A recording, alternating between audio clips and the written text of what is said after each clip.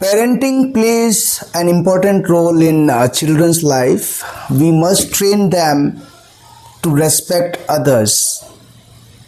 Before speaking anything, they must learn to listen everything, right? अभी हाल ही में एक बच्चा काफ़ी चर्चा का विषय बना हुआ है, इशित भट्ट।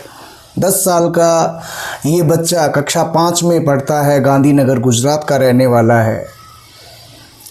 आपने भी देखा होगा कौन बनेगा करोड़पति के मंच पर इस बच्चे का जो आत्मविश्वास था वो पराकाष्ठा से भी परे था।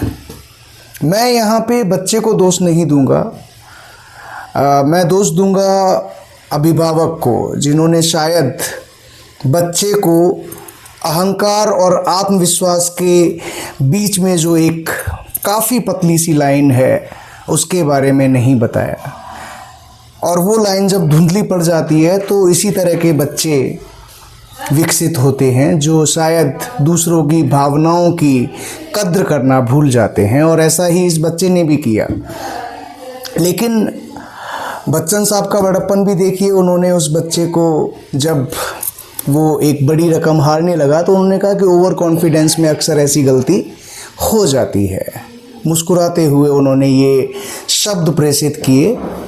लेकिन चिंता का विषय है, हमें सोचना होगा कि हम किस तरह से पेरेंटिंग कर रहे हैं, हम किस तरह से अपने बच्चों में संस्कार प्रेषित कर रहे हैं। The way we are inculcating the manners, we must think on that, right? And this is a matter of concern, because ये बच्चे ही हमारे आने वाले राष्ट्र का भविष्य भी हैं और आने वाले समय के सृजनकर्ता यही हैं। तो हमें इनकी जो इनकलकेशन है मैनर्स की, वो हमें सोच समझ के इनको तरीके से हमें बताना होगा, पेरेंटिंग तरीके से करनी होगी।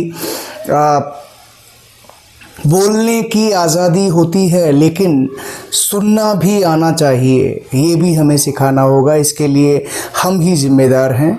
And that's it. मैं सिर्फ यही कहना चाहता था कि पेरेंटिंग बच्चा हम जो कहते हैं उससे कहीं ज़्यादा हम जो करते हैं उसको ऑब्ज़र्व करता है और उसी से ही वो सीखता है।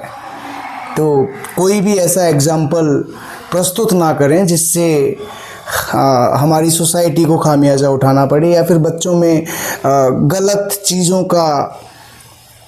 को हम इनकलकेट करें। Thank you so much. Have a good day.